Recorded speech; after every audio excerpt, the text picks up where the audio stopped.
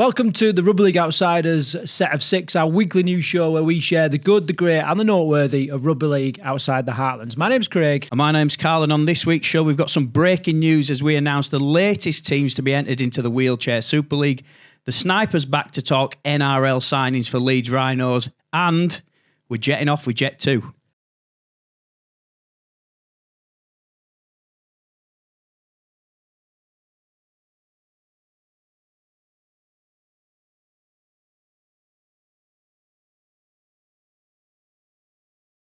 Right, okay, welcome to our final show of 2024. It's quite exciting, the fact that we've got 2025 coming up rapidly. We've got a little bit of a few changes coming over the new year, so make sure you check back in a couple of weeks to see those changes and to and follow along with our journey. Karl, you picked out 6 interesting news stories this week. What's been your criteria for that? I thought we were going to get to the Rugby League Outsiders Christmas party first of all. What do you mean? The Christmas party that we had the other day. Remember when you had 2 non-alcoholic bottles of beer? That big night out? I had 4. No, you didn't. I had 4. You didn't, right? Non-alcoholic beers before I Your Royal Marine friends would be ashamed of you, mate. Honestly. And you've had your haircut as well, special occasion. Yeah, that's why I left, because I was freaking freezing. All right, okay. Right, let's get into it. So, first story, Karl, and we're reaching for the skies in this one. Yeah, this is great news. This is Jet 2 have unveiled as the official sponsor of Leopards. Now, Leopards, right, they're just doing everything right at the minute. I mean, the kit's made by Reebok. They've announced probably one of the biggest sponsorships. Well, we don't financially know, but certainly on paper, it looks like one of the biggest sponsorships we've had in Super League for quite some time. Season tickets are flying out. With the gold packages. I like what you've done. Yeah, everything's... Leeds Leopards, they're smashing it at the minute, aren't they? Yeah, they are. And what I love, obviously, they've done this Josh Charnley, skit, haven't they, where he's serving, like, the leopard and, and... Leto. Yeah, and then, like, all of a sudden, you've got a Super League club, like, being portrayed with an airline, pushing the trolley along and all that, and it's just good to see. You know? It looked great, didn't it? I mean, the third biggest airline in the UK, Jet 2, they're just massive. And okay, the kit's terrible, right? But yeah, I can see now why they went with just the red and white kit this year. It's obviously when they unveiled the shirt, I kind of like, we'll get into shirt reviews in a few weeks' time, but I was like, that's hard to take. But it was just red and white, but then they announced they show the sponsor on the front of it, and it's made by Reebok, and you kind of go, it's not bad actually. It ain't my taste as a rugby kit, but I think in Lee, if you go back 5-6 years ago, you could sort of say some of the things they did as a club wasn't very professional, but now it's like they're setting the benchmark for other clubs to catch up, and that's how far they've gone in a few seasons, I think. Yeah, they've definitely had like the balls to dream and to make it happen. We're very, very quick to slate Derek Bowman because of some spat that he's had on Twitter, but he's obviously. I mean, I think he was the kind of brainchild behind the branding or the rebrand. Yeah. And the development of the club, and he's brought in some great players, attracted a great coach, and now it's an incredible sponsor. Yeah, and it's all working. I mean, I'd like other clubs to be able to sort of tap into how he's managed to land like these sponsors, really. I mean, they've got like Holland Barrett as well as like a secondary sponsor, and so it's good to see, and it gives. I mean, everybody saw it go out on Jet 2's Twitter feed and everything. Just puts more eyes on rugby league, and I just think, what do you think's the biggest sponsor we've ever had in rugby league? Possibly this Jet 2, isn't it? It's got to be up there, right? I mean, Warrington is sponsored by Hoover. That's a fair-sized brand, isn't it? A massive brand, yeah. I don't know. It requires more thought, that I think, rather than just dropping it on you. But it's certainly up there, isn't it? With one of the sort of biggest sponsors we've had in the sport. Yeah, it's got to be. It's got to be. Right, okay, let's move on then. So we had our weekly little check-in with the Sniper, and this week we're going to look at the players that Leeds have recruited from the NRL, and we had a comment earlier on, Karl, didn't we, on our last video? Yeah, somebody said that this is the poshest rugby league show on YouTube. I thought, poshest and analysis. The posh, yeah, and they definitely weren't talking about me and you, was there? So it's got to be the sniper, mate. He's got to be. Yeah, so some people say that he is the poshest rugby league analyst out there. All we know is he's called the sniper, and here he is right now. Pleasure to be here, guys. How's it going? It's going well in the run up to Christmas. We thought rugby league would slow down a little bit, but there's still plenty of stories out there. So as a massive Leeds fan, I'm really interested for this week's take on the NRL imports. Cool. Where would you prefer to start? Sevo or Sevo? I think Sevo. I've got like a bit of a preconception about Sevo, and then I'm quite interested in Palacia. So yeah, let's start with Sevo. Right, why don't you give me your preconception first? Let's hear this first, and then I'll counter with the with our take on it. Well, I wasn't going to put it out there, but I've heard that like he's always sort of been a little bit underwhelming and never really achieved a great deal. That sounds like Leeds' Super League for the last 5 years. That does exactly. So, and you know, right in what? Yeah, and as for the reason for coming to Super League, it's like, well, you know, he wasn't really doing a great deal in NRL, and he's coming over to chance his arm here. So that's my sort of assumption of it, having spoke to a couple of other Leeds fans. So yeah, I'm all ears. That is super harsh. Super harsh.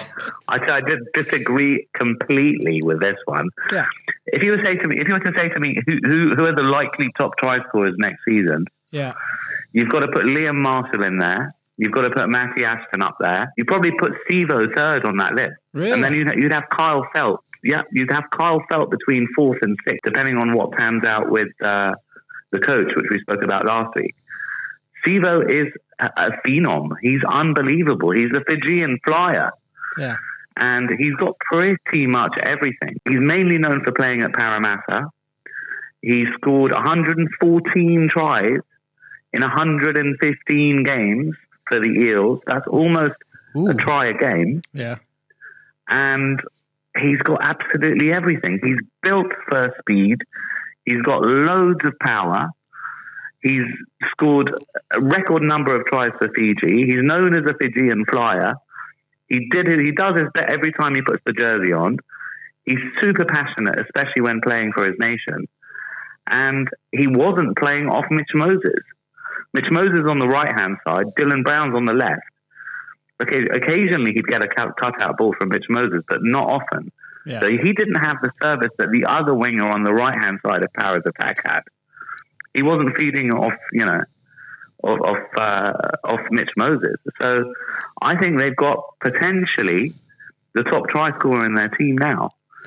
He debuted in the New South Wales Cup in 2016. He scored 35 tries in that season. He originally signed for the Panthers until the end of the 2018 season. He scored 12 times for them in their lower grade. And then he moved on to Parramatta, where he made his name. And every home game at CommBank, he was scoring. Every single game. He'd often score late because teams couldn't pick him up or deal with his power or pace. So if there are punters out there looking for last try scorer odds, he's really, really good for that. There you go. Bonus tip. He's a weapon. And he's a weapon. Where would you rate Ash Handley then on your potential for leading try scorers? Because he's no slouch, is he? He did all right. He was close last year. I'd have him in the second tier. I mean, yeah, you've got some elite players there now. Yeah. I mean, I love Matty Ashton, so I'd like to think that potentially he could be number one, and it might not be Liam Marshall. But these two guys beneath, Sevo and Felt, could easily end up being top try scorer. Exciting time. So you've got a really good player there. Now, if you look at it in terms of what's happened for him over the last 3 or 4 seasons, he was on fire 2 years ago. He was on fire 3 years ago. And they were chanting his name non-stop at CommBank, the fans. They were mad for him.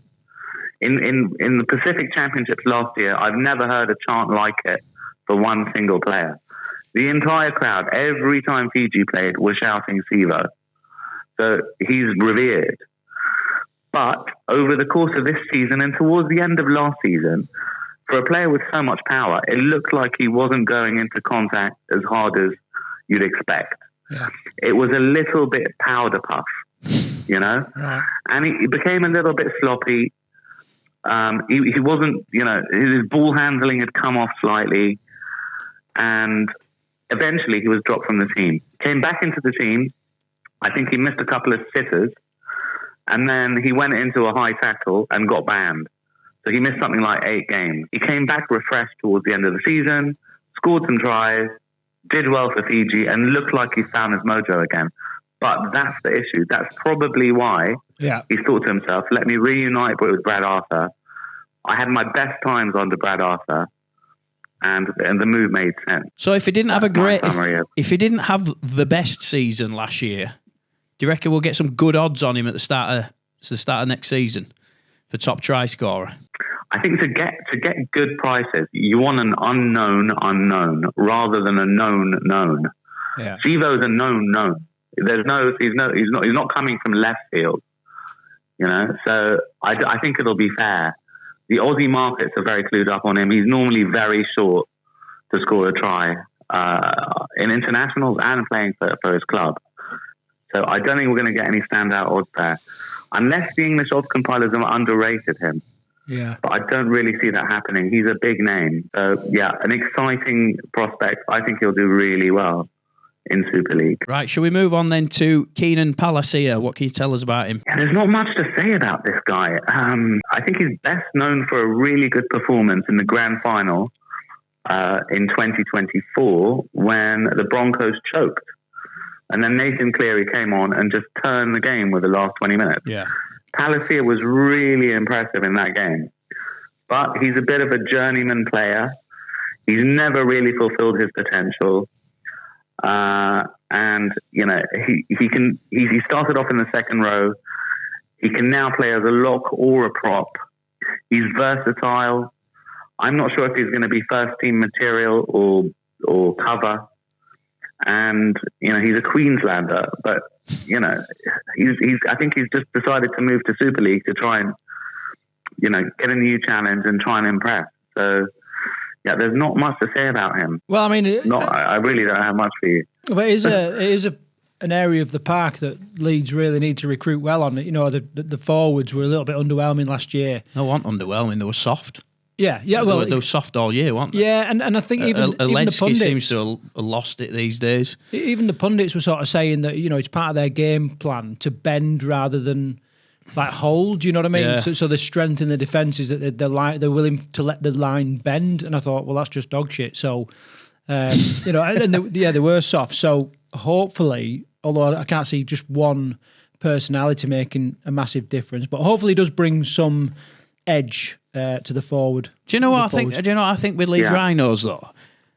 They've actually got on paper they've got a decent side, and they have for a number of years. If you look at the Leeds side on paper and you compare it to any other team in Super League, you always look at them and go, they've got a chance. There should be a top 4 side, and it seems to me that the problems at Leeds has actually been either culture or the coaching, which all ties together, doesn't it? I suppose. Yeah. I think under Brad Arthur, I think we started to see it last year. I think we'll see a different Leeds Rhinos this year. Yeah.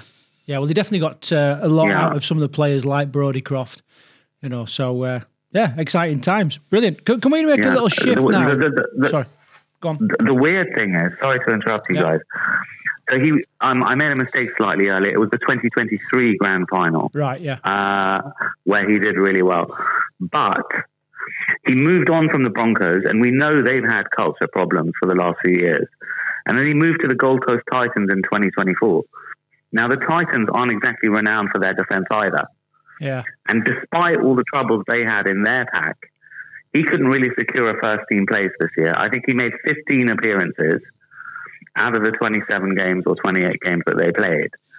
And he was ultimately let go by them. So he was deemed surplus to requirements at a lower level, if you like. So not really sure. Well, it'll be interesting to see how it goes. Well, one of the things that I was going to say that I just switched a little bit to something that was reported in the news earlier in the week. I think it was obviously they're in the middle of like pre-season training, and he made a statement that Leeds were some of the fittest, you know, if not the fittest team that he's been part of. So What's your take on that? He's known to be one of the best, in terms of physical training and making sure that everybody's physically ready. Brad Arthur. Yeah. So I think for me, the litmus test on that will be probably Jake Connor. Yeah. How mobile is he? Is he getting around the pitch as he's supposed to be? Yeah. What's your take on Jake Connor? Well, I love. He's actually from my hometown, but I love watching Jake Connor. I always have, because I just love the way that he needles people, and now he's become the pantomime villain. But I'm a little bit disappointed that it affects his game so much. And last year when he was at this year, I keep saying last year. This year he was dropped by Huddersfield because of, I don't know whether it just kind of upset the flow of play and all that. I was a little bit upset, but to come to Leeds, I'm quite excited, but also a little bit nervous at the same time. Right. So, he needs to get his mojo back a bit. That was always one of his strongest part of his game, I thought, that the fact that he could wind up the opposition team. Yeah. He got under people's skins, and actually when the crowd got on his back, he used to thrive on it, and he actually played like you say, some of the skills. It was pantomime villain, but yeah, he's got the skills to back it up. But yeah, last year he certainly didn't have a great season, and something was affecting him last year, whether he was just unsettled at Huddersfield or not. But yeah, I'm interested to see how it goes under Brad Arthur. What's your opinion on him? I don't think he scores enough tries. I remember his Magic Round performance in particular. Yeah. Okay, there were some silky skills, there were some decent moves, but for a player of that standard, you'd want to see him scoring at least double digits regularly. So I think he's been held back. I'd hope that he could revive his career under Brad Arthur. But where's he going to play? Isn't Lockie Miller? Is Lockie Miller the fullback at the moment? Yeah, Lockie Miller, and he had a great season last year. Certainly towards the end of the year, he got better and better, didn't he? So I don't know if he's going to be playing at fullback. Well, the word out in the camp is that he's willing to play wherever. So that is one thing you do get with Jake Connor. He can fit into a number of positions quite easily. So it's probably a bit of a win-win there for Leeds. They're obviously going to pick up injuries at some point in the season. So being able to move him around is probably a big bonus for him, I would have thought. Karl, we're going to stick with NRL news, and there's murmurings that there's going to be a new team entering NRL for 2028. Not murmurings, Craig. It's been confirmed. 2028. There is going to be a team in PNG. Now, it's come with quite a bit of controversy. This has, but for the regular rugby fans from the outside looking in, a new side, the NRL's going even more international. It seems like great news. Yeah, so as always, we tapped into our NRL knowledge with the sniper. So here's the sniper again with that story. I think there's some good points and there's some bad points, and there's a lot of question marks. Yeah. So in terms of what we know, there'll be a new team. We don't know what the name of that team is going to be yet. There's rumours of it being called PNG Hunters. Whether that pans out or not is another story. It'll be based in Port Moresby, and it'll be Australian government funded for 10 years. Yeah. So for the rugby league fans amongst us, it's great, and it'll be really cool to have a PNG-based team. There'll be games at Suncorp, there'll be games at Seabus Stadium, and they should be really, really exciting games. The other good point is that the NRL itself and the NRL club seem to have dodged any financial responsibility for this. So if it doesn't pan out, there'll be limited repercussions for them. And Peter Vlandis, the head of the NRL, I think he's got more than enough brownie points in the bank to be able to deal with any negative media sentiment or anything. In terms of what's bad, there's a long list of stuff that I think has got to be headlined by how much the Australian taxpayers are going to have to fund it. And the number being spoken about is 600 million Aussie dollars. Yeah, we've read that. How that 600 million Aussie dollars is going to be deployed is another story. Because there's a lot of corruption in PNG. There's a lot of, brown envelopes going under tables. And some of that money may be distributed across the Pacific. Some of that money might go directly to NRL clubs to approve the license. Some's being spent on the stadium, probably around $150 million. So, the lack of transparency is the issue.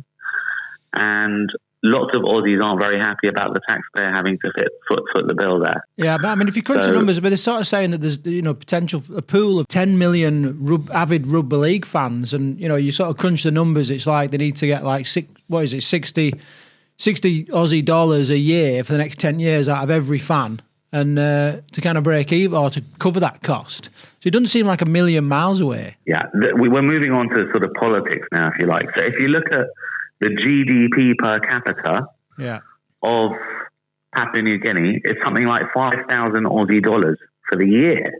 Yeah. So they're trying to massage the figures to make it sound affordable, or like it could be financially viable. Right. The issue is you're going to have a new team that's probably going to be the whipping boy of the NRL. They're going to be losing by 40 to 50 points per game. In terms of players, would you go there with a young family if you're in your mid-20s to early 30s? Well, I mean, this is what they were sort of saying, that they're hunting some of the PNG players in the Super League, but I can't see Lachlan Lamb going to up in sticks, even though he's in Lee at the minute. You know what I mean? Up in sticks and going to PNG with his family. It seems to be a place where you're scrambling to get out of for opportunities rather than heading back for opportunities. But they could find a lot of diamonds in the rough, though, because there is a structure in place in PNG to be bringing players through. We could see the next stars of the game that currently that being given more opportunities. Yeah. I think, but like Sniper says, they're likely to be the whipping boys out there for the first couple of years. Looking at it on a rugby side, do you know much about the structure, Sniper, in PNG? I know the NRL went there a number of years ago to start sort of laying the foundations for this. And I've read that junior rugby is so popular in Port Moresby that they can only play 7 minutes a half. Do you know if this is true? No, I haven't heard about that. What I do know is that I think it's politically motivated. They're trying to keep China out. Yeah. So if you look at what China are doing, they've got a team in the rugby league, in the rugby union sevens at the moment. That team isn't bad. They're looking at ways to grow sport across their borders. So it feels like a little bit of protectionism where the NRL's got in there first. Yeah. And they're trying to develop the right pathways and systems for these players before China get in and say, actually, this isn't that different to the rugby union sevens. We can start trying to build there instead. So I think they're trying to make it look like a really good move for expansionism and for growing the game. Well, but, I think it is. I think it is. Even if there is politics at play there, which it sounds like there is, it for rugby league, it sounds like a massive positive. What do you think about it, Craig? I'm trying to weigh it up and read a little bit more between the lines. But if you look at like just the simple facts, it's the national sport in that country. Yeah, they love it. The international team's been thriving. So if you just look at it in basics, to have an NRL side in Papua New Guinea just seems to make sense to me. Like you've got a market there that's it's ready to go. Other than the cost, if you've got the average person like turning over £5,000 a year, 5,000 Aussie dollars a year, like what the money to compete in the NRL as a standalone without backing of the government is just there's not even a chance of it, is there? No, but I mean. What do you do? Sell season tickets? I think we're speaking as fans, guys. Yeah. I'll come back to that. Sorry to interrupt you. No, carry on. I think we're speaking as fans, literally all three of us. I think the most important thing to consider here is, what do the broadcasters think? Is it relevant? What broadcast arrangements will there be from Port Moresby? If you watch during the Pacific Championship, coverage is pretty sketchy. The picture's not great. Often the clock's missing. The referee isn't announced till half an hour before the game.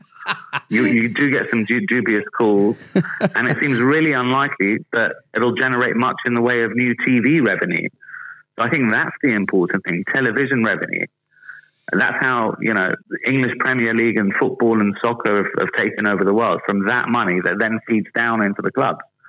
So if we're getting that sort of poor coverage, and stations like Fox aren't fully invested in Port Moresby, then I don't think it's going to work. It's going to be doomed to fail. There will be, though, won't there? And They're like the networks like Fox are going to have to get involved because they're not. The NRL aren't going to pump out poor coverage with all the hype around this. So far. They do it every year. All right. It's been poor coverage. In the Pacific Championship, it's been ongoing poor coverage. So I don't think there's not many new viewers in Australia or Papua for this sport. They're already there. Yeah. So to grow the numbers, you're going to have to invest fully and start beaming it all over the rest of the world. Yeah, it doesn't really stack up from me from a financial perspective and from a TV revenue perspective. Well, I love it as a rugby league fan. I love it. Yeah, agreed. But as someone looking at whether it's going to be a really successful project, not so sure.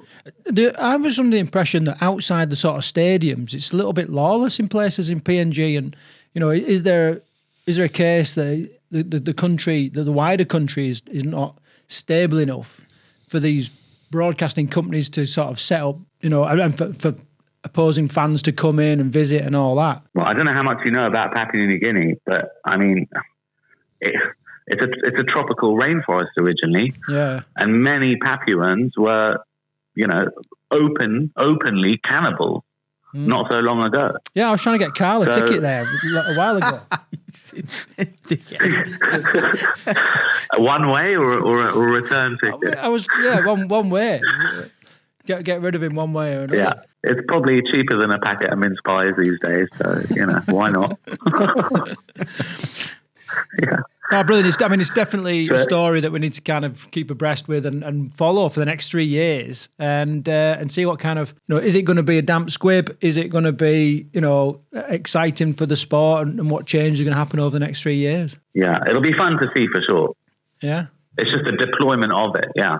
So, yeah, fingers crossed. I hope it works. Okay, back to home soil now. And we're going to challenge the RFL's definition of the word northern here with this next story. Yeah, so London Broncos ladies and Cardiff Demons have entered into the Northern Championship of the Rugby League women's structure for next year. Now, this is great news for Rugby League in the South and Wales, I suppose. They're going to be entering into the Northern Championship. They're going to have more teams to play, more competitive games every season. But there is a bit of a but here. This is only a year after a brand new structure has been put in place for Women's Rugby League. So only last year it was split into a Northern Championship and a Southern Championship. Yeah. And then those two sides played each other in a playoff to see who got the step up into the Super League, which Leopards beat London last year. So it's great for London and Cardiff. They're going to be playing against a lot stronger sides. They're going to have more games on a regular basis. But I do have to question why we've changed the structure again after only 1 year, and what does that now what now happens with the Southern Championship? Because to my liking, that only leaves two sides. I think it was only a 4 or 5 team competition last year. What's going to happen with it now, and who are these sides playing, and what is the longer plan for the rugby league in the South in women's rugby? It's one of those things, isn't it, where like some plans just need a bit more time to settle in and work out, and to work themselves out, and it does like reek a little bit of like this hasn't been given enough time. No. But I definitely agree that some clubs needed stiffer competition because there were some whitewash results, weren't there? Yeah. So there's definitely need some way of percolating the clubs down so that we've got relatively equal standards and get them in the right leagues. And to be honest, there's a principle, I think it's called Bayes principle, where you basically you can come up with a plan and then change your plan as you get more and more information. And we've got to allow that to happen. In rugby league, I think we're very quick to go, hang on a minute, last year you said this, and all. We do need to be able to adapt. But it does feel like a little bit of a 180. Yeah, I think maybe it's has it been down to some structural changes within the RFL who are heading up the women's game? No, Jodie Cunningham was involved. I think she only lasted sort of 12 months before she moved on back to Saints. So clearly somebody else has come in with a new set of plans and it's changed again. I I'm wondering if it's been driven by the clubs, in pursuit of getting stronger or more equal competitors. That they've sort of said, look, can we? I'm sure it has actually. Yeah. I'm sure London. They turn a team out every single week. They want to be playing competitive rugby. I know they had a lot of weeks last year. They just didn't have a game. I think Cardiff are exactly the same. When they're playing the Challenge Cup, they're very competitive, and that's with a limited number of games. So you can't blame the sides for wanting to play more games. I'm just a little bit worried where it leaves Women's Rugby League in the South. I know there are some new teams developing in some, like West Warriors, I think, are developing a women's side. I think Bedford have certainly got a women's side. I just hope we still see a strong Southern Championship as well as a strong Northern Championship, and hopefully we can even it out a little bit in the future. I'd love to get the take of anyone involved in those clubs as to what was the driving force behind this and the reason. I want a bit more depth to this story. I have reached out to the RFL actually, so we might get an update on the next show that we do. We might get a bit more detail. They're also being joined by Hull FC into the Northern Championship and Featherstone Rovers, who got relegated from the Super League. So that takes that to a 12-team competition next year. So it is going to be a very strong competition. Wouldn't surprise me if we see that renamed into something else, just the Championship or something like that. Right, so with Lee, that's England, London down south in the capital, Cardiff, Wales, it's only right now that we go to Scotland, north of the border, for some news. Yeah, so this is breaking news. Edinburgh Giants have been selected as the side to enter the 2025 Wheelchair Super League, along with Sheffield Eagles and Warrington, who they've been deferred for a year. So, great news again. Wheelchair Rugby League just keeps growing. It gets bigger and bigger, and this is a team that. I'm focusing on Edinburgh now because we have him on the line. But yeah, a team that have only been going less than 2 years, and they've just, they're going places, aren't they? Yeah, and it was always the indication was that they were destined for high places. We spoke to Martin Gill last year, and we called with him and James Simpson, a really popular episode. So go back and listen to that and learn all about Wheelchair Rugby League. Martin then took control of Edinburgh Giants, and was pivotal in their development and their coaching and what have you.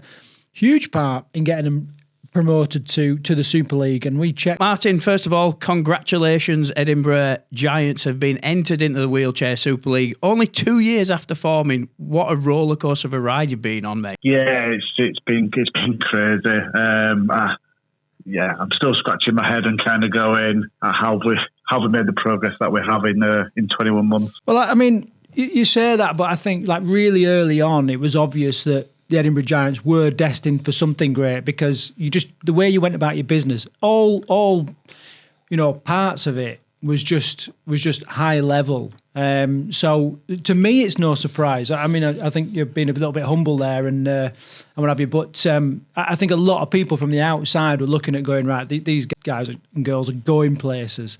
So I think what I'm trying to say is good effort on everything you've done, because I think it's paid off. Are you excited for the season? Yeah. Everybody's buzzing. I think it's really important. And I think when I say that around surprised at 21 months, I think it's hard to sometimes forget that we're not just building a team; we're building a total club from scratch.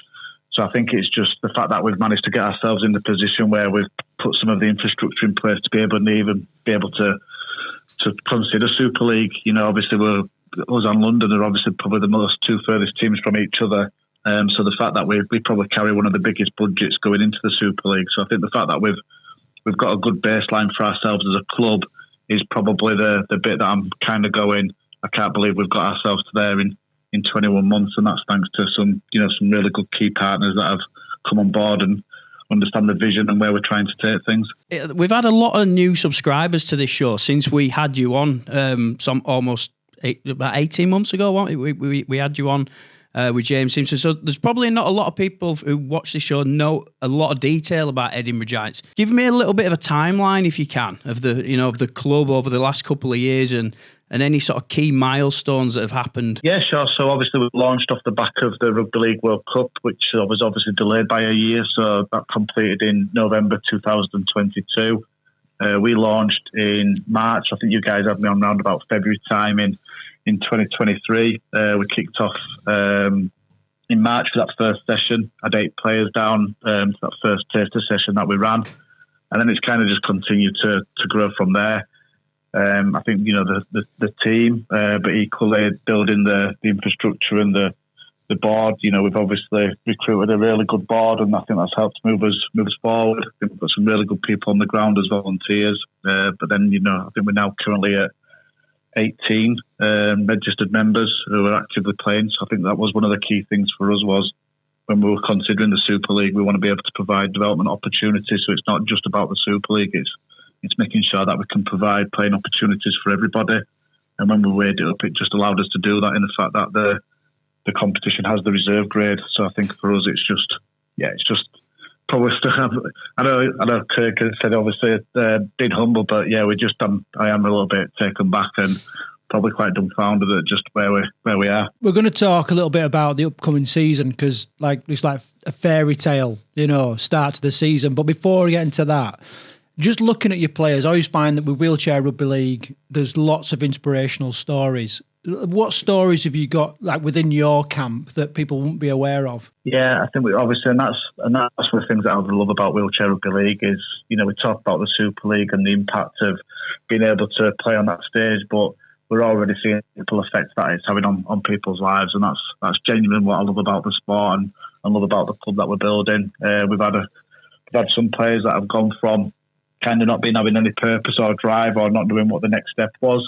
They're now obviously they've gone on to play for Edinburgh Giants, gone on to play for Scotland, but they've actually retrained as a PT, and they're now working a disabled gym as a personal trainer. So if you look at that transformation journey goes way beyond rugby, just be able to actually just find some purpose in life and motivate themselves to actually go, do you know what, I've still got some skin in the game and I can still be a valuable member of society. And I think that for me is just, really, really emotional story that I think just is testament to the work that the club's doing. Yeah, it's everything that Wheelchair Rugby League's about, isn't it, Martin?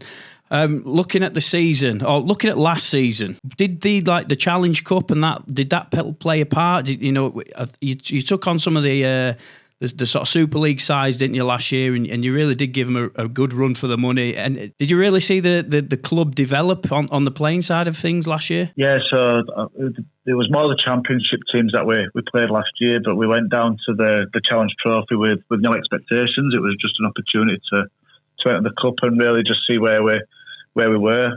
And it was literally just to provide another playing opportunity for the players, for them to experience. Obviously, we made the final of that, and in doing so, qualified for the Challenge Cup. And London Roosters give us a little bit of a lesson on that day. But I'll be honest with you, the playing group were so motivated and inspired off the back of it in terms of saying that's where we want to be. We've learned so much from that experience. Obviously, I cried for a little bit because obviously you never want to lose by such a big points difference. But I think when you know the difference in the leagues, I think for me the fact that the group, that's the feedback that I was receiving from. I think it just really showed me that we've got a hard-working, resilient, committed group, and that for me was part of the decision. We gave everybody a voice. It was really important that they all bought into the decision if we did decide to apply. And yeah, I think we've proved ourselves at the championship level. We had a few friendlies last year, and I think we were holding our own. Don't get me wrong, please don't underestimate that.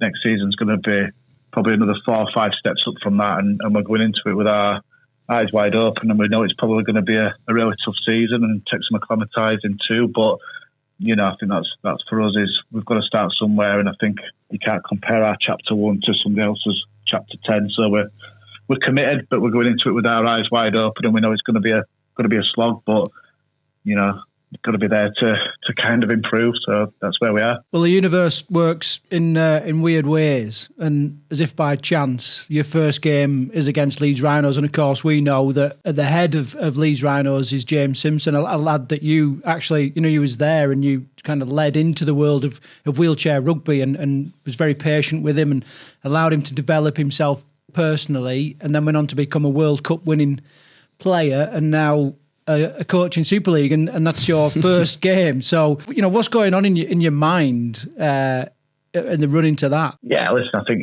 you don't get many harder games to start off with than the current Super League champions. But equally, I think personally, I'm going to take the fairy tale story from it. I think it's going full circle in the fact that we are playing these Rhinos, but equally, I am with Edinburgh Giants now. So, I will obviously respect and have time for the players and the group pre and post match, but ultimately, when it comes down to those 80 minutes, my focus will be with the Edinburgh Giants. I may have already received a text message saying they can't wait to smash me on home soil. So we'll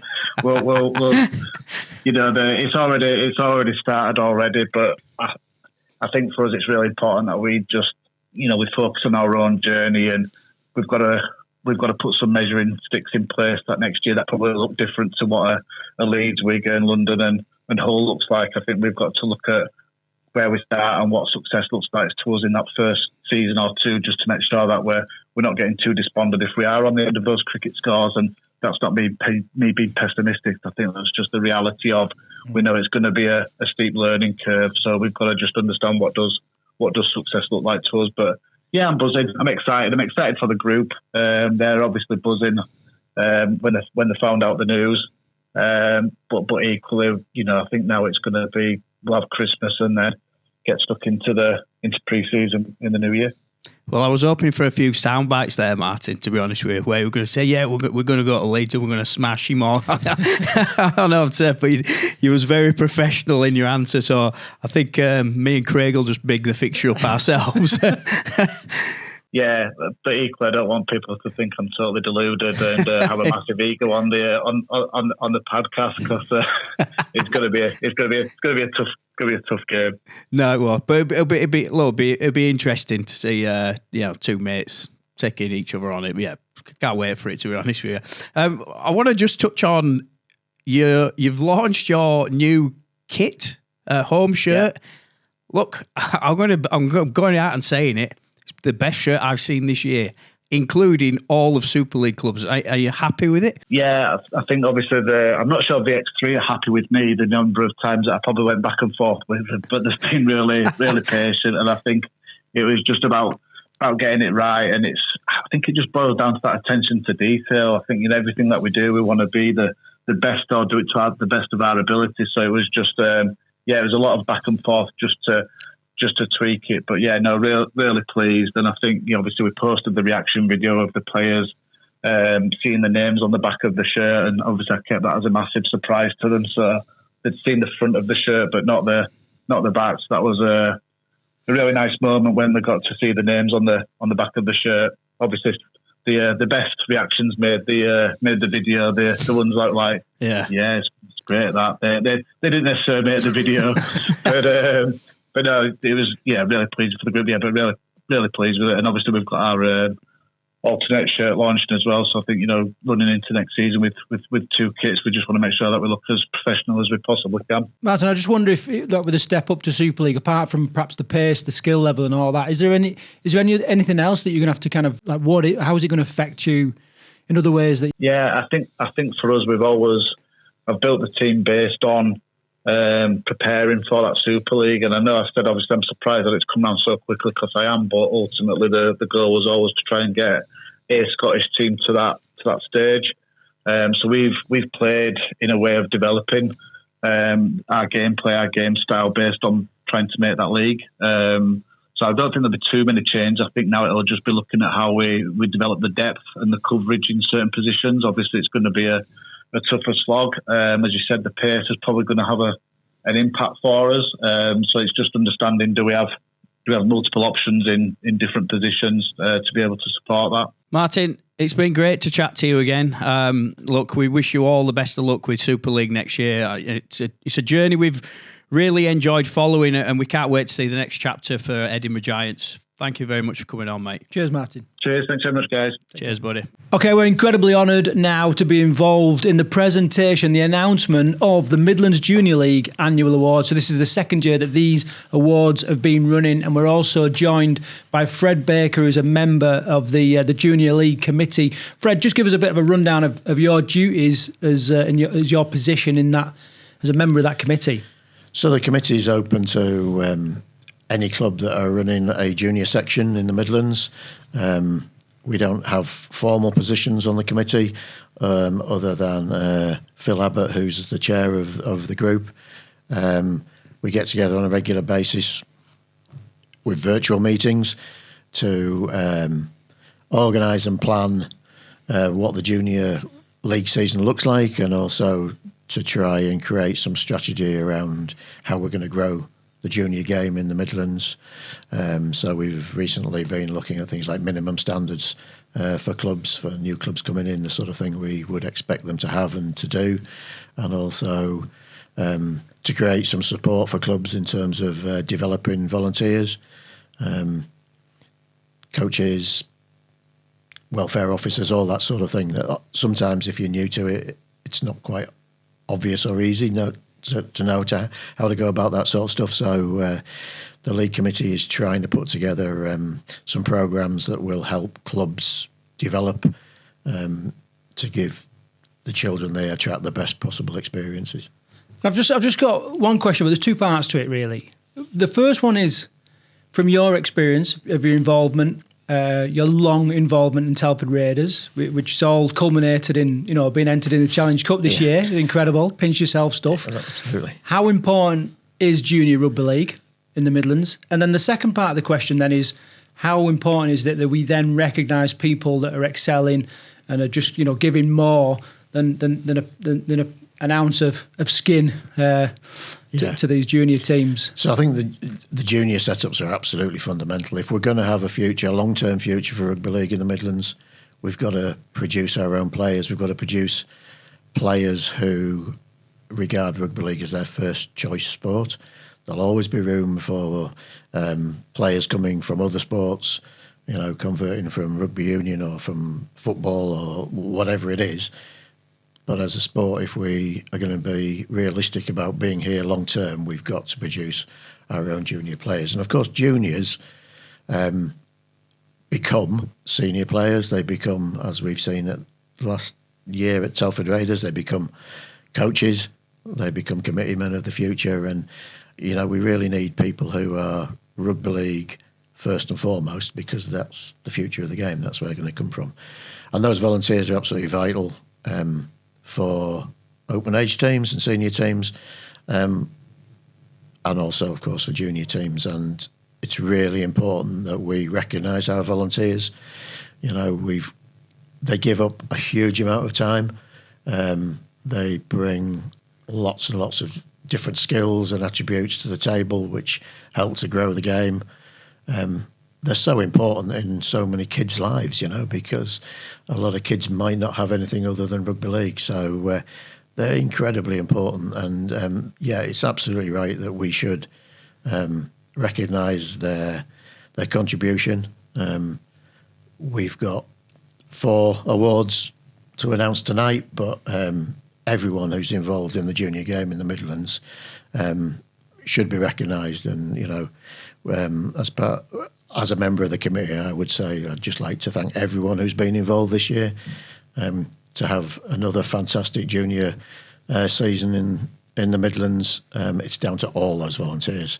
So the people we're going to talk about tonight have played a big role, but there are lots of people who make it all possible. Reiterate what Fred says. It's really exciting time to be discussing Midlands Rugby League, being involved in Midlands Rugby League. We've only been involved a small number of years, haven't we, really, Craig? But every year, the Midlands, it seems to get more and more exciting. There's more and more junior players playing. We seem to be having more and more senior teams, more and more leagues are cropping up, aren't they, Fred? Looking at next year, there could be additional leagues. So, these people play a huge part in Midlands rugby, and it's just an exciting time to be involved in it, to be talking about it, and long may it continue.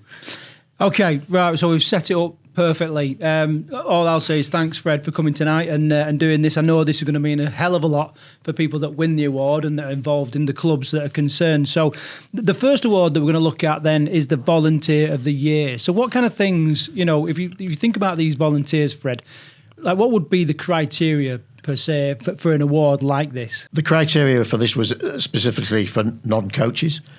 We have a separate coaches award, so this is for those people who make it possible for clubs to run, wash the kit, the club welfare officers, the first aiders, the people who do the fundraising, all that sort of thing, those vital roles that sometimes are a bit invisible, sometimes get overlooked, but without them, clubs, teams couldn't run. So, this is for non-coach volunteers who absolutely are vital to every club and every team. Without messing around any further, the Volunteer of the Year award for 2024 goes to Phil Abbott of Bassetlaw Bulldogs. Phil is a cornerstone of everything that happens in the Midlands Rugby League.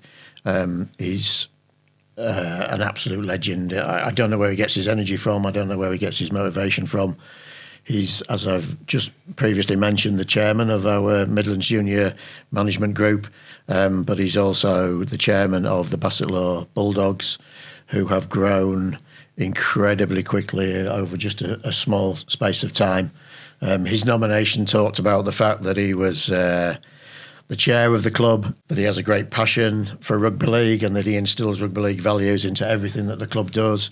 He is the fixtures secretary, he's the event coordinator, he's the groundsman, he's the coach of the under-14s and under-16s teams. And, as I say, he also finds time to manage the Midlands Junior League as well. So his contribution... And the Masters team, and he's a referee. The Masters team and the referee. The list is endless that this guy puts into Bassetlaw. It certainly is. And in his nomination, whoever wrote the nomination said that he's a 1 in a million and the game of rugby league owes him a huge debt of gratitude. And that's absolutely right. And this award, I hope, goes some way to... telling Phil just how much we admire him and how grateful we are that he's involved in the game here in the Midlands. Well, Fred, I mean, you'll know, everyone that's involved in these awards right now, but this guy, you've obviously had regular meetings with, albeit virtual. Have you met him in person, have you? I have met him in person, but the way the world is now, I'll probably see him more often on a Teams meeting than in person. But yeah, I mean, his energy, his positivity, I think that's something that I really admire in him. And he's a very good chair because he has a really good way of delegating. So he's very good at delegating responsibility to people and crucial because not one person can do everything. So he's I can't remember how many years ago it was they moved back to North Derbyshire, started the Bassetlaw Bulldogs, and he's been a breath of fresh air ever since he arrived. His whole family involved, and they're a great club, and it's going to be really exciting to see where they go because they've started as a junior club. They've got a Masters team, as you say, which is interesting, but when we'll see a Bassetlaw Bulldogs open age team, I don't know, but they are producing their own players. So I'm sure we will see that at some point in the future. Great way to build a club. Okay, well done, Phil Abbott and everyone at Bassetlaw Bulldogs. We've got it on good authority that they've actually got the trophies now at the club prior to Christmas. So we'll crack on then. So the next award then is the Midlands Junior Team of the Year. Fred, again, just tell us some of the criteria for this. What kind of stuff would you be looking out for and has been included in some of the nominations? So we've looked at, or the judges, and I should say that the nominations went to 4 members of staff at the RFL, so completely independent people. Steve Gwan, who... is the development manager for the south of England, and other members of the RFL staff have looked at these nominations and tested them against the criteria and have selected the winners. So the Junior Club of the Year, the Junior Team of the Year was about notable achievements in the year, improvements in playing standards, numbers of players, their contribution to the overall competition within the league, and that sort of thing. So, not just a winning team, but a team that has made a really positive contribution to the league and to the competitions. Okay, then. So the winners of the 2024 Midlands Junior Team of the Year is Coventry Bears under 11s. Okay, so the Bears under 11s, great setup. They had, I think, 34 registered players, enough to be able to put out 2 teams. So a lot of our festivals, they were running 2 teams in the festival, but they were also had a great attitude and a great spirit in helping other teams. So if anyone was short, their players would always put their hands up, and the coaches would encourage them to do that, to make up numbers so that as many people as possible, many kids as possible could get to play at that under 11s. And they also carried the Midlands banner far and wide. So they took part in a competition, I think it was at Shawcross, where they played a whole host of northern-based teams. And I think I'm right in saying they came away having been undefeated in that afternoon. So wow. a tremendous achievement. And then even more incredibly, they went on tour at the end of the season up to Barrow and played Ulverston incredibly brave. Incredibly brave and incredibly committed. And I think they've got a great team spirit, real strong bond between the players and the coaches. They've obviously got a lot of enthusiastic parents and great contribution to the game, great set of kids, and it's going to be really interesting to see where their journey takes them from here. And obviously Coventry Bears, a long member of the Midlands Rugby League for quite a while. So good effort on them. 34 players is absolutely incredible, isn't it? For a junior side to be putting out 34 players in the Midlands is incredible. I mean, there's teams. Long established clubs, Yorkshire, Lancashire, have been going for years. I mean, they'd be happy getting 20 odd players together. So the fact that Coventry in one team are getting 34 players together, just absolutely remarkable. And I think that's about creating environments, isn't it? They've created an environment there that kids want to be involved in, the parents want the kids to be involved in, that they feel welcome and, they're really enjoying it when they're there. So, it's a fantastic achievement. Yeah. Well, I think any northern team would be happy to go to a tournament in Shawcross and come away unbeaten, wouldn't they, as well? So what an achievement that is. Okay, let's move on then. So the Midlands Junior League Coach of the Year, Fred. Okay, so this is the one that's exclusively for coaches, obviously. It was limited to just one nomination per club. We're looking for somebody who was in a junior coaching role, looking at their coaching ethos, their dedication and their commitment to their teams. What makes a great coach, I think, is really important, that they have the right ethos and that they carry themselves in the right way, because they are undoubtedly great role models, not only for kids but for other coaches. Fred, obviously you've coached at all levels. I think. Am I right in thinking? Yeah. Yes. What's unique about coaching juniors, and as well as that, how humbling is it, or how grateful are you of the ability to coach those players when they go on to do incredible stuff? I think the challenge in coaching juniors is that kids develop at such different rates. And it's not just physical development; it's maturity. It's some kids understand the importance of listening to coaches and developing. Well, other kids just want to play with their mates. And you have to be able to create coaching sessions that suit both those sets of kids. And some kids will have growth spurts, and some kids will stay small, but you've got to involve them all, and you've got to be mindful that that the smaller little kids will come through in the end, and you can't leave anybody behind. So it's challenging. If you're coaching an open age men's team, the chances are that they're all physically and emotionally mature. Maybe not with some open age men's teams, but Karl. you have an expectation. You know, Yeah. Whereas with kids, it's so much more varied where they are in their personal and physical development, and you have to be able to deal with that and be able to coach all kids. So it's really challenging, but also very rewarding, as you say. And it's great when you coach that kid who goes places, maybe gets picked up by a pro team or whatever.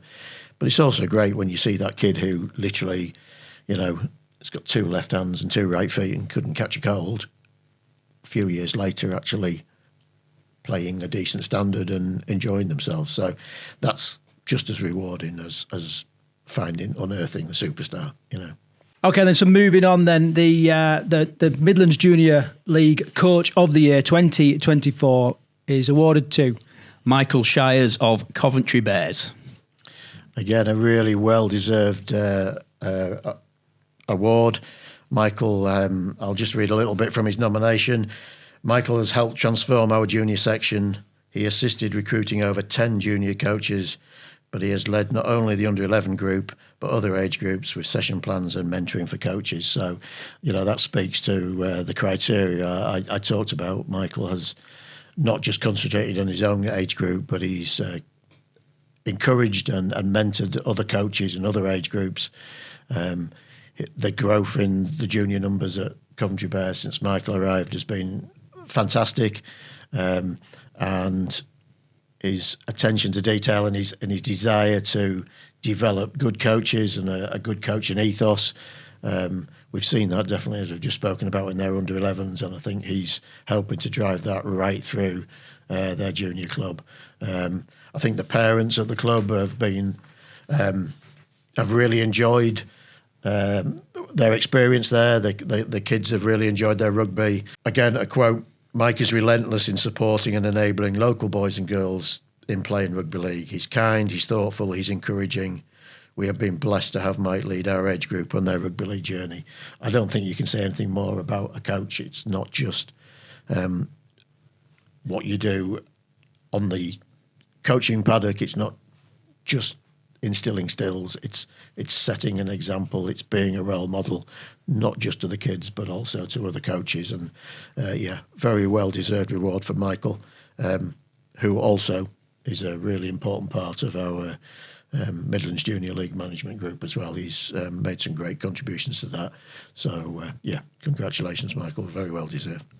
And of course, we know that rugby league teaches much more than ball skills, kicking, positional sense, obviously, discipline, controlled aggression, a whole host of other skills that, these guys are helping develop. Well, if he's brought through an extra 10 coaches, helped develop an extra 10 coaches within the Coventry Bears, that could actually turn into another 10, 20 quid per coach. That could be another 100, 150 players in a couple of years' time. So, Coventry Bears are going to reap the rewards for all the work that he's done. Yeah, absolutely. Absolutely. Okay, we're going to move on to the final award then, and that's the Midlands Junior Club of the Year, which I think, this would be an incredible award for any club to get. What's the criteria for this, Fred? So for the junior club, it was around the number of registered participants, active teams, and the number of festivals that they attended or hosted, the breadth of the playing experience of all the players in the club, outreach to schools and the rest of the community, links to pro and semi-pro clubs, all the things that we would encourage good junior clubs to do. Lots and lots of good work going on right across the Midlands. So I'm sure a really healthy competition, and I'm sure there were some really good nominations came forward for this. Probably a really competitive sector, this one. And a hell of a list, isn't it? Of criteria, things that you're looking at. I mean, if you tick off half a dozen of those, you've put some graft in, like. Yeah, absolutely. And again, for those people who maybe just stand on the touchline and watch the kids playing, very often you don't realise how much other stuff has to be done the complexity of it, and a club needs to be really well organised and well led in order to be able to get all those things right. As I say, I think we've got some really good examples of it in the Midlands Junior League. I think a really competitive section, this award. Okay then, so the Midlands Junior Club of the Year is awarded to Sherwood Wolfhunt. Yeah, again, the Wolfhunt fit all those criteria. They've had some remarkable growth in numbers. I think they had over 100 registered players this year. They've had players who've signed with pro clubs. I think they've gone Internationals as well. Internationals as well, yeah. I think I just read this week one of them Irish guys has signed at Keighley, I think, if I remember rightly. Yep. But it's not just about those kids who are going into performance pathways. It's about all the kids who are playing at that club who are being encouraged to take up rugby league and experience the code.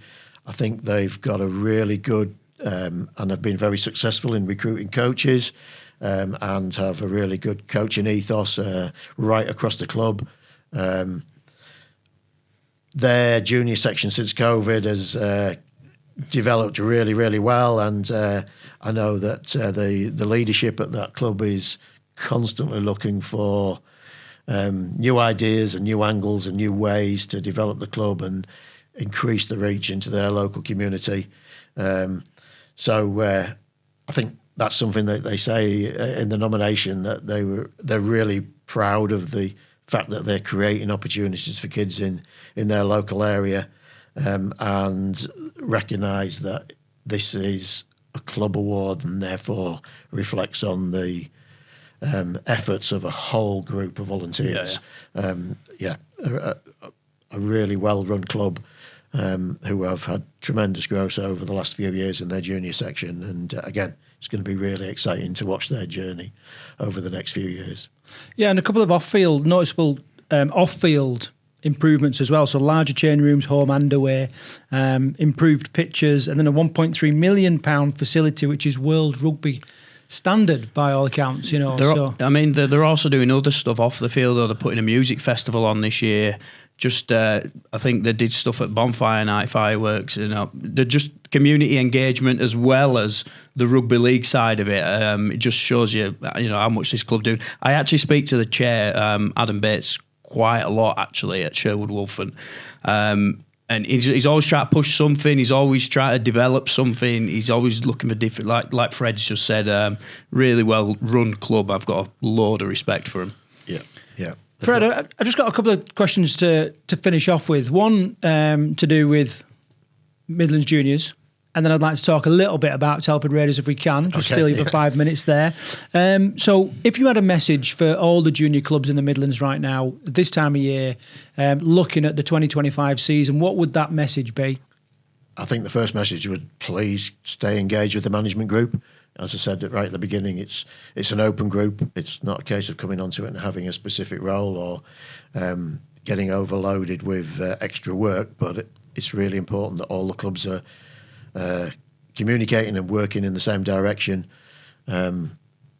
We have some great plans going forward, and I think if we all buy into those plans, we can really develop a really strong league. I know that the staff at the RFL are looking at the Midlands Junior League as a shining example of growth and development, and the more we work together, and I remember the very first podcast we did, I talked about the importance of competing on the pitch, cooperating off the pitch. If the Midlands Junior clubs continue to cooperate off the pitch, we'll grow a very, very strong competition, and we'll encourage more and more kids to take part in our game. And that, at the end of the day, is what junior rugby league is all about, isn't it?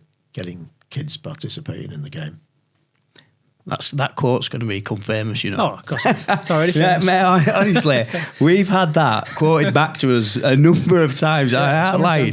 Yeah, it's a great quote. Fred, just moving over now to Telford Raiders, and there is a link to junior rugby, because obviously, you started with your own lad playing at Telford Raiders. Yeah. You know, and I believe that started this long involvement in the club, and this year made history by making it into the Challenge Cup first round. And what does that mean to you personally? And also, you know, when you think about junior rugby and you see that pathway, and you've got a couple of juniors at the helm now. Yeah. You know, like what does it mean to you? Well, I honestly, I still struggle to get my head around it. You know, I still frequently over the last few weeks I've thought of 2003 when the first Telford Raiders open age team took to the pitch. We played a home game at Oakengates Leisure Centre against Birmingham Bulldogs, and I think my main focus was getting through that game and then getting through that season.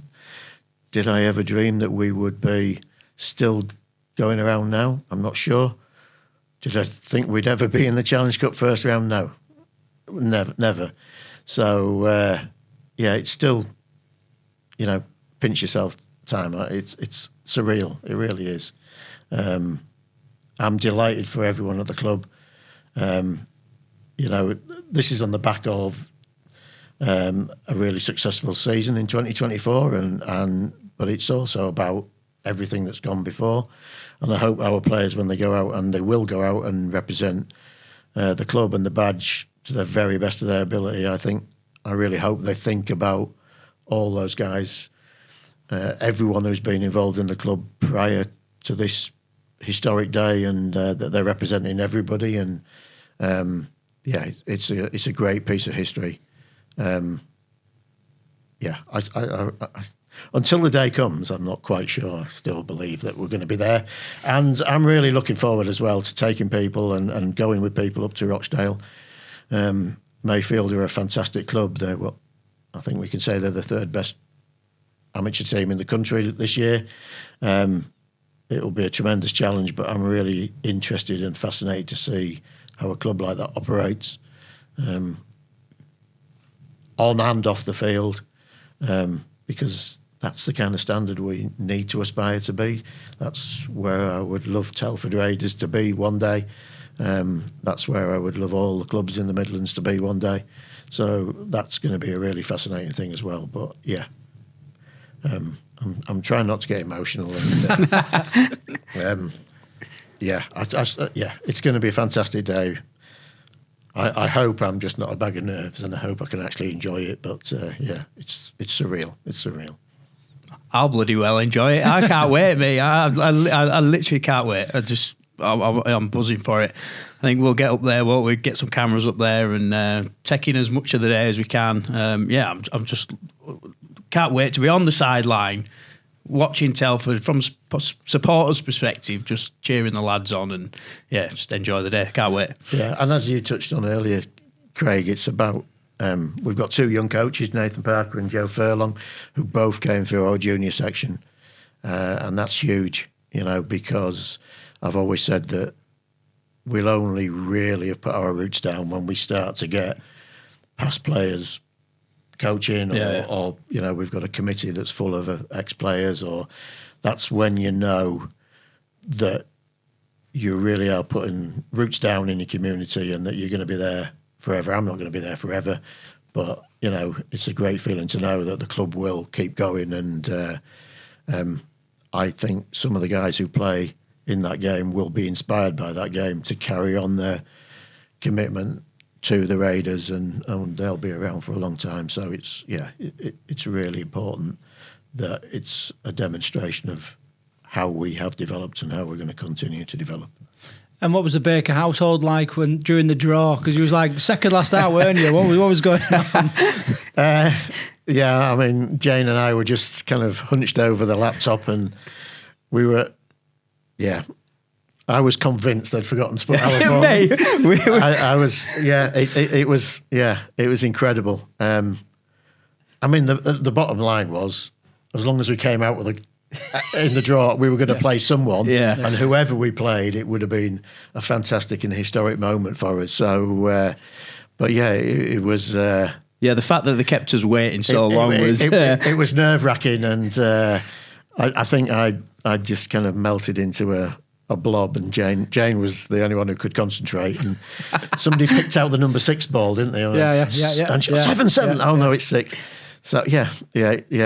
I was really disappointed that I wasn't actually, for personal reasons, able to be there on the night, but sitting at home watching it on the laptop was just as exciting. It was a moment, wasn't it? I'll always remember that. Like, me and Craig he was doing work in pitch black at night, and was like, we had the phone on. We was like, God, it was like mega excited, but it was great. Yeah, it was. Yeah, and then round 2 was even more fun. When Oldham came out of the bag, I was like, this could be this. Can't wait for this one. Yeah, absolutely. Yeah, that would be very exciting. But I think the other thing is Rugby League Outsiders is, some of the names that are in there, it's so inspirational, isn't it? Eastern Rhinos, West Warriors, one or two of the Outsiders teams are going to have a real crack at that. And, West Warriors have got Siddle, haven't they? That's a mouthwatering fixture, that is. And then the winner of that has Hurricanes. Yeah. So, what a great story that is. And, when you see the Challenge Cup draw and you see, the Forces teams, Irish team, Welsh team, Scottish team, teams from London, the South, and now the Midlands as well, it's a great story, and it just makes all the work we do to develop the game, it just feels even more worthwhile. Perhaps in future years there'll be as many outsider teams as there are Heartland teams in that draw, and that would be fantastic. Well, hopefully. And I think the Midlands should have a regular spot in that Challenge Cup, and just putting it out there. Yeah, who knows? I mean, we just have to keep proving ourselves, don't we? And, you're in there because you deserve to be in there. I hope our guys remember that. They're not just making up numbers. They deserve to be there, and there should always be a place for teams who deserve to be there, I hope we have more and more Rugby League Outsiders teams in that draw in years to come. Well done to you and the whole of the Telford Raiders, and well done to our 2024 award winners for the Midlands Junior League annual awards. Karl, any final afterburners? I knew you'd drop that one on me.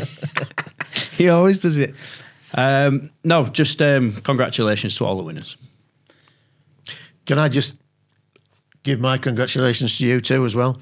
As I say, I think I was on the first podcast, which I was sat in a very uncomfortable sofa with my knees in my eyes, and to see this studio now and to see your journey and where you've taken this, and I'm sure it's very exciting for you, but it's really exciting for the rugby league community in the south of England, I think in particular, and long may you continue, because I think you're doing an absolutely fantastic job. So if we had an award...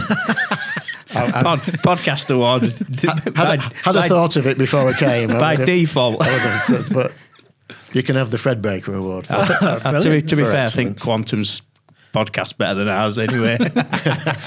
Well, thank you very much. That means a hell of a lot, Just get a few comments like that. We don't know. Sometimes it's one way. You don't hear. Sometimes you just get the crap comments, don't you? But to hear that is incredible. So thank you very much. So thanks for joining us today, Fred. Pleasure. And we look forward to hearing how these awards were received. Yeah. Okay, on to our final story of the year, perhaps. And this seems to be the right time to just have a little bit of reflection on the year itself. So normally I pick out like an interesting talking point, something that we can discuss and debate. But for today, for you, Karl, I just want to put it on you and sort of say, just reflect on 2024. It's our second year producing this podcast, and the first year of being, in the studio here. And I just wondered what some of your highlights were and some of your standout moments from the year. And I thought we'd just have a little bit of a discussion about that. Well, I think you've already mentioned it. I think moving into our own dedicated studio was probably the biggest part of the year, wasn't it? I mean, a lot of effort went into building this studio. I don't think we've ever really shown what this building was when we moved in. It was literally, I'll paint the picture. We're in a it's like a factory block in Wolverhampton. It's divided into all different units. And we when we started in this unit, it was literally a damp. Do you want me to paint the perfect picture? I'll paint the perfect. Right, so go on then. You remember that time, right, when that character in Train Spotting comes crawling out the toilet? You know what I mean? Have you seen that? Like, right, that is what this room was like when we took it on. It was pretty damn grim. There was half a carpet in here that the carpet fitter had started and then he'd just given up. And it was like, we walked in, like his feet stuck to the floor because he sprayed the bloody floor and he'd put the glue down and not put the carpet tiles down. So there was damp on the walls. It really was a shell. And we put a load of effort in. Took a good few months, didn't it? Like painting the walls, putting a glass sound booth in and proper recording, and the set. So yeah, loads of effort went into to making the studio. But like, I'm proud that we had the only rugby league show outside of the Heartlands that has its own dedicated studio. If not the only rugby league podcast that has its own dedicated studio for recording. So yeah, that's my highlight of the year, opening the studio. Yeah, and I love sitting here and continuing to do this week in, week out. And other highlights, I think going to Wembley was massive for me. I know you didn't go to that. You cocked up. You bloody double booked, didn't you? But yeah, I got to select the man of the match in the Challenge Cup final, which was just massive. It was just, yeah, I couldn't believe it. Yeah, so for me, I think reaching 1,000 subscribers. I didn't even think about that. Was a massive point. Yeah, because there are a few things that tell you sort of you're doing all right on YouTube and media like this, and a subscriber count. Although it's a bit of a vanity metric, it does kind of give you an indication that people want to listen to what you're doing and watch what you're doing. So reaching that 1,000 was really pivotal. And what's interesting was I remember like the first sort of 18 months of producing this show, like I remember sort of celebrating 20,000 views or something like that. Yeah. And then within the next month, 2 months, we'd like quadrupled that. Yeah, and we were getting 80,000 views a month. We were hitting at some points last year, yeah. And it was like we got 1,000 subscribers within 18 months. And then since that, so the 3 months or whatever it's been, we've got almost another 1,000 subscribers. And it is just, like I said, it doesn't really mean a great deal other than, we are monetized by YouTube now and we do make a couple of quid, and it literally is a couple of quid on every video. But it's just an indication that you're actually doing all right. And I remember that. I remember the countdown. You were going, are we? Oh no, not today, not today.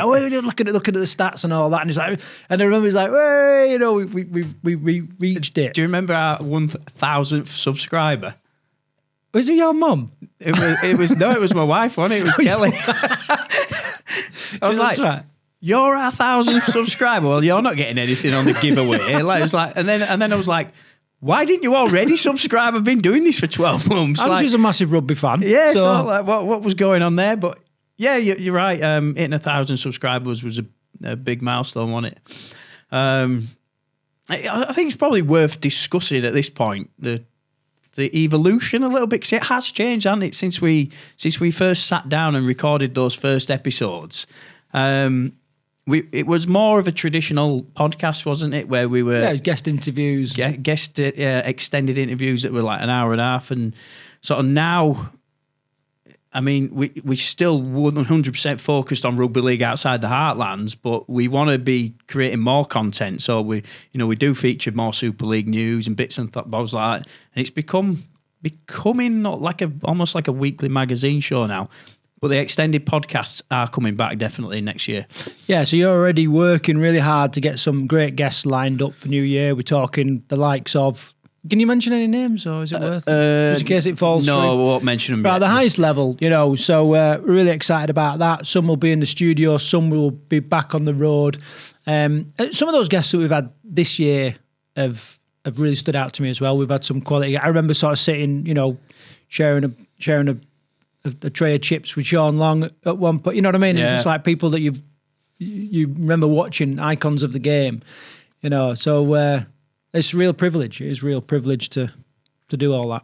Yeah, I think if we set ourselves a few goals at the start of the season, didn't we? So like last year, we very much focused rugby league around the Midlands, and we kept like expanding, like touching on different areas. Like we touched on the South a bit here and there, and we touched on Scotland a bit here and there. We sort of set ourselves like, right, we want to make sure we expand a lot further, definitely into the South this year. And at the start of the year, we literally went on a road trip, didn't we? And tried to get, we got in touch with Elmbridge Eagles. We spoke to like Medway Dragons, London Broncos, Brixton. Yeah, so I think we kind of completed our objective there, I think is one way of putting it. Right, okay, so obviously we could also just have a little tentative look forward to 2025 as well. I mentioned at the start of the show that we've got a couple of little changes coming. Is there anything that you want to trickle out now, Karl? Not just yet, but we have got new branding coming. Again, as the show continues to evolve, we've got new logo coming, new branding. We're going to smarten it up a little bit more professional. What the reason being? What's your thoughts on that? I mean, because you love the old pink cow, don't you? I do, but one thing I would say is that we do want to get this show sponsored at some point next season. And I think we need to look as professional as possible. So, we're smartening the branding up. The cow will always stay, and it will be our mascot, I suppose. So it will still knock around. But the branding's changing a little bit. And we're looking at bringing extra shows next year, aren't we? I mean, we are going to double down on the amount of videos we're producing next year, aren't we? Yeah, we are. So we'll have our weekly show, which we produce on a Monday, and that'll be clipped up as it is nowadays.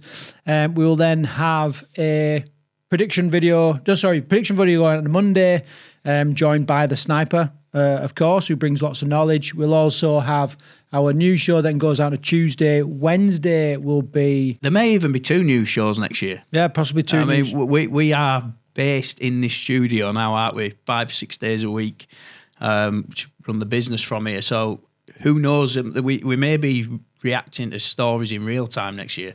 Thursday will be what we call the team sheet. So we're going to go like really in-depth facts, figures, stats about the big games coming up that weekend, which some people will love. And then Friday we'll probably have a day off. So. And in between that, there will be the weekly... Podcasts are going to be fortnightly, I think, aren't they? We're going to aim to do like an extended interview either every 2 to 3 weeks, I think. And that'll be with both people from the professional game, the community game, from wherever, really. We're just going to dive into them stories. So if you've got a rugby league story to tell, no matter where you're from, please drop us a message, DM us on social media. We'd love to hear from you. Okay, so that wraps up the show for this week and for this year. We want to